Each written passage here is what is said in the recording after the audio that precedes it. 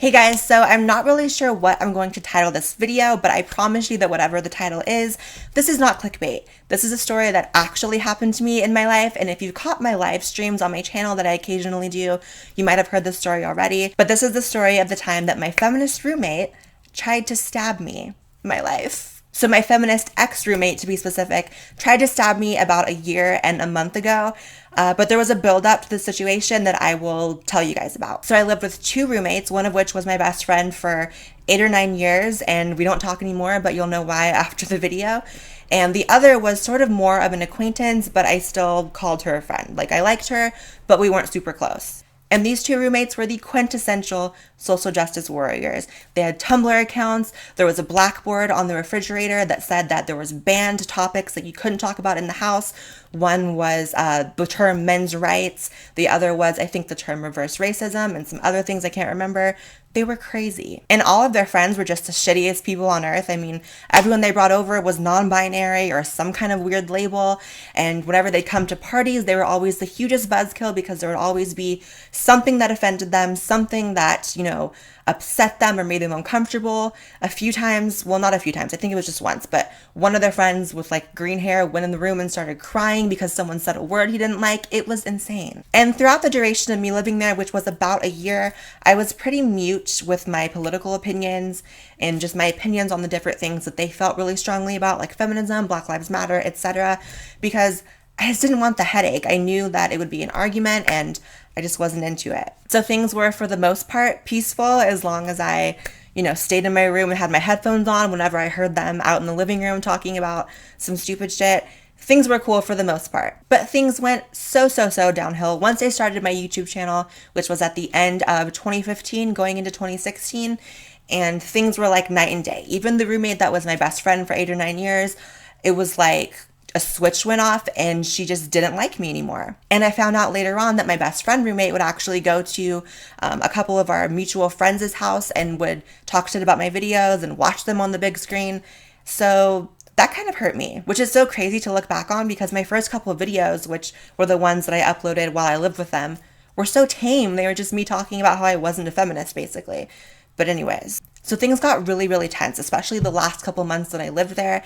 And whenever I would try to film a video, I swear to God, they would all, start making noise and start playing music and just being disruptive so that I couldn't film it. And to top it all off, the last month and a half that I lived there, they'd actually moved in a third roommate, or a fourth roommate technically, without ever consulting me, which I thought was really disrespectful because, I live there. I should be able to, participate with you guys in picking a roommate. And go figure, this roommate was the one that tried to stab me later on. And the roommate was a complete mess. He was this really eccentric gay Mexican boy, and he had 2 or 3 DUIs already at the age of 22 or 23. So I really didn't like him. He was an alcoholic, and he would go on drunken rampages throughout the house and keep me up until 4 in the morning. Ugh, I hated him. So fast forward to Valentine's Day. We have hit peak discomfort. None of us want to live together. Well, they all liked each other. They all hated me. I didn't want to live with them. So I go out that night and I'm kind of venting to my friend at a bar about my horrible roommate situation and how I want to move out.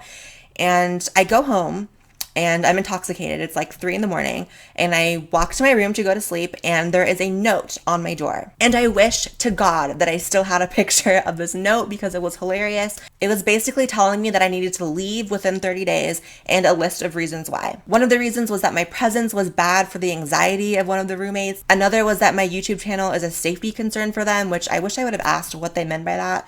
That was really weird. And that I bring problematic people to the house, aka my friends who weren't social justice warriors. So I'm looking at the note and I'm naturally getting really upset because these were my longtime friends, and the thought that they would just tell me to leave and get on the street for all they know because of obviously just political differences was super disgusting to me. But it wasn't over. So the next day I spend my entire day packing up things and preparing to go stay with my mom for a few weeks while I find another place to live. And here's where it all goes down. My roommates at 4 or 5 p.m. start getting wasted in the living room, and the living room is connected to my bedroom. And I can hear them all saying pretty horrible things about me in the living room, pretty vile things, saying they can't wait for me to move out and how my views are fucked up and all this stuff. So I'm in my bedroom just playing video games and trying to ignore it because bitch, I want to move out too. All of a sudden, from the living room with the door shut, the gay, eccentric Mexican boy with the DUIs starts drunkenly telling the other roommate, one of the other roommates, that he wants to beat my ass. He's going to fuck me up. He's going to rip my hair out. He's going to punch me in the face. He's going to break my nose.